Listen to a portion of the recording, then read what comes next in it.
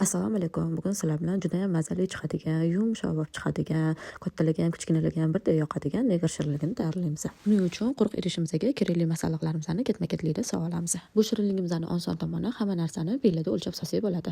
1 piyola to'la shakar, 3 piyola to'la un solib, unimizni elidan o'tkazib olamiz. 1 pachka razrihli tilam solamiz.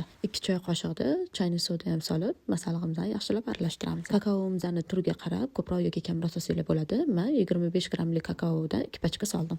Sizlar kakaolar agar ochroq rangda gollandskiy kakao bo'lsa, sal ko'proq qilib solasizlar.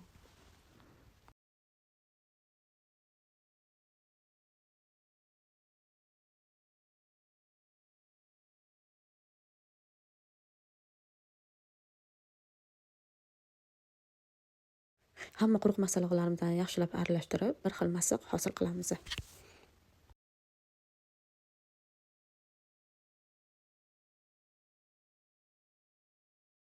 Masalliqlarimizni aralashtirib olganimizdan keyin boshqa quruq idishga margarinimizni solib olamiz. Margarinimizni xona haroratida erigan bo'lishi shart, chunki bu shirinligimizga mikser ishlatmasdan oddiy viyinchikda aralashtirsa ham bo'ladi. Agar margarininglar xona haroratida erigan bo'lmasa, unda mikser qilishingiz kerak bo'ladi. Bu shirinligimizning yana bir qulay tarafi, hamma masalliqlarimizni viyinchikda aralashtiramiz. Xona haroratida erigan sariyog'imizni yaxshilab aralashtirib olib, ustiga 1 piyola to'la shakar solamiz va yana yaxshilab aralashtiramiz.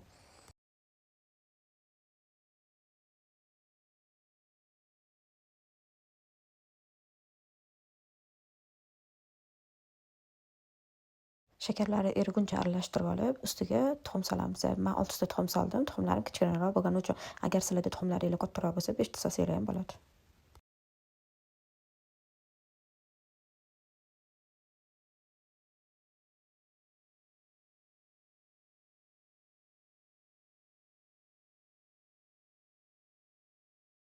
Tuxumlarimizni ham yaxshilab bir xil massa bo'lguncha aralashtirib, ustiga 3 piyola qatiq solamiz.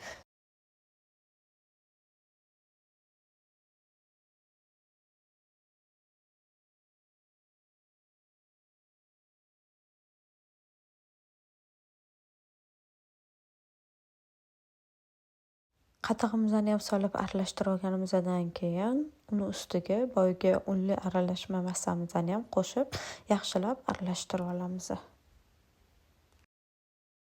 Unli massamizni 3-4 qismga bo'lib solamiz. Shunda aralashtirishimiz o'zimizga oson bo'ladi.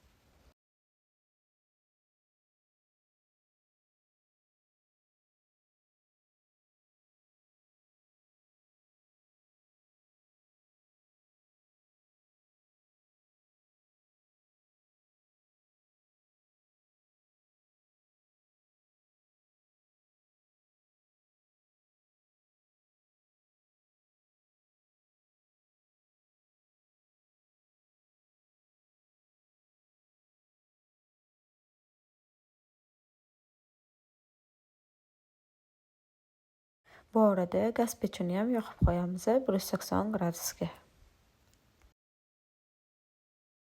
Masalliqimizni yaxshilab aralashtirib olganimizdan keyin teng 2 ga bo'lib olamiz.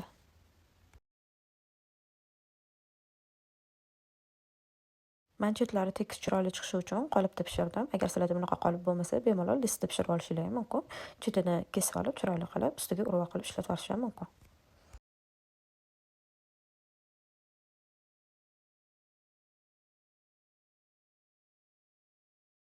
Bir 180 gradusga qizdirilgan gaz pechimizga 30-35 daqiqaga qo'yib olamiz.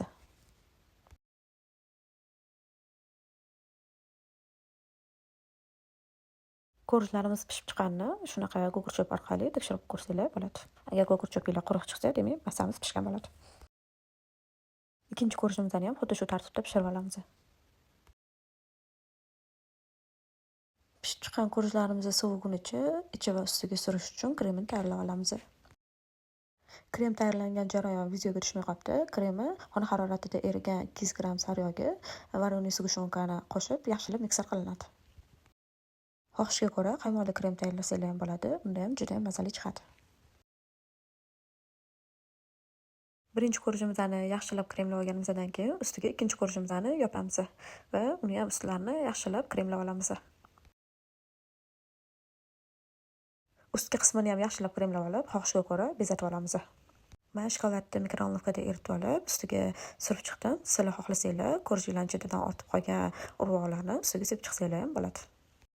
Tayyorlanishi oson va juda mazali chiqadigan shirinligimiz tayyor bo'ldi. Bu shirinlikni albatta yaqinlaringizga tayyorlab bering.